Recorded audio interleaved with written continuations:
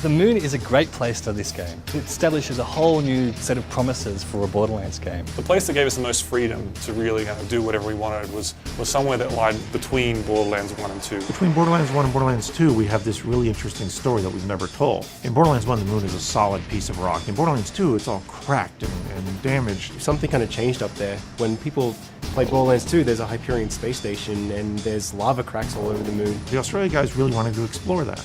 And we thought, yeah, we want to explore that too. And also, all our fans wanted to go to the moon. So we basically decided to play around with what you can and can't do in a Borderlands game and sort of push the envelope of like, what if you could go to the moon and have freeze guns and have laser guns and have all this crazy stuff. These things that we've never tried in a Borderlands game before, would that still feel cool and would it still feel like a Borderlands game? And the pre-sequel was an attempt to sort of take some risks and answer some of those questions, and then hopefully we've succeeded.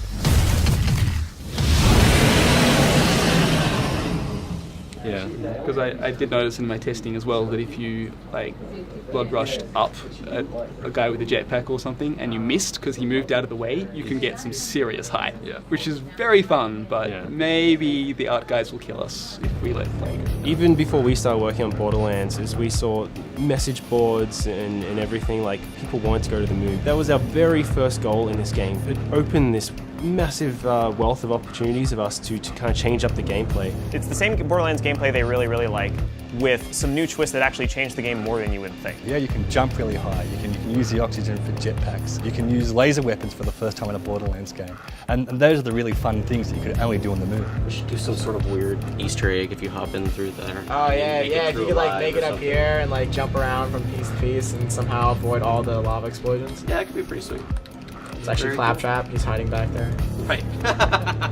The low gravity feels completely different. It adds this completely new dimension to the gameplay and it changes up the combat spaces. It's giving our level designers this freedom to kind of go crazy from their imagination. We didn't want to just kind of have like, floaty jumps and then have people like stuck in the air for ages and things like that. And we did like a playground early on to try and work out how we could make gravity a really interesting and fun dynamic, and looking at creating levels with a lot of verticality and a lot of platforms that were high up. And after our initial kind of experiments, we just kind of settled on something which actually turned out to be really fun.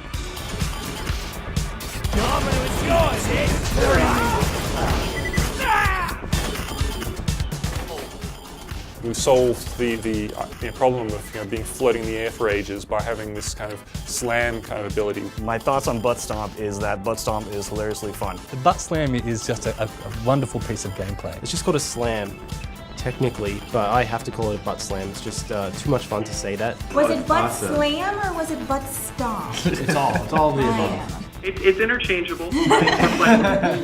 There's nothing like being in the air and being able to just drop down on somebody and stagger them and do a couple shots and headshots and suddenly they go down, and it's just a blast. Send our meanest, grittiest men to grind a Vault Hunter to meaty dust. Was already on it. The cryo weapons have been a really fun one for us to implement. One of our programmers really early on was really keen on creating some kind of ice-shattering kind of tech. We actually have this really cool system that will freeze enemies. So initially when you start shooting them, they'll start to slow down, they'll start turning a little bit blue, but then you can actually freeze them solid. And if they're frozen solid and you get their health low enough, you can actually shatter them. You can either run into them and melee them, they'll shatter into these beautiful ice shards floating off. But also one of my favorite things to do is freeze someone from above, then slam down and shatter them. And we'll also work with like laser weapons, where if you have a laser and you slice through a guy that's made of ice, it'll actually fall apart into two pieces. So that kind of combined with the low gravity and other things, it's really changing the way that you play Borderlands, and I think players are going to really like it. They're really going to enjoy it, and the payoff is going to be huge for them.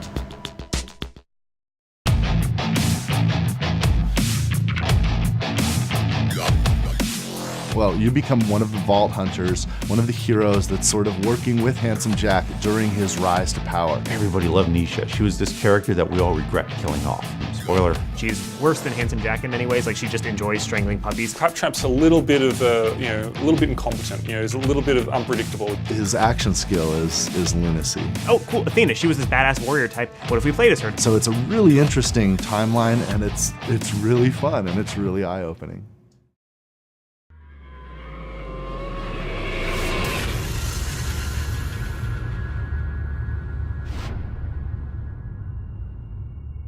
You coming?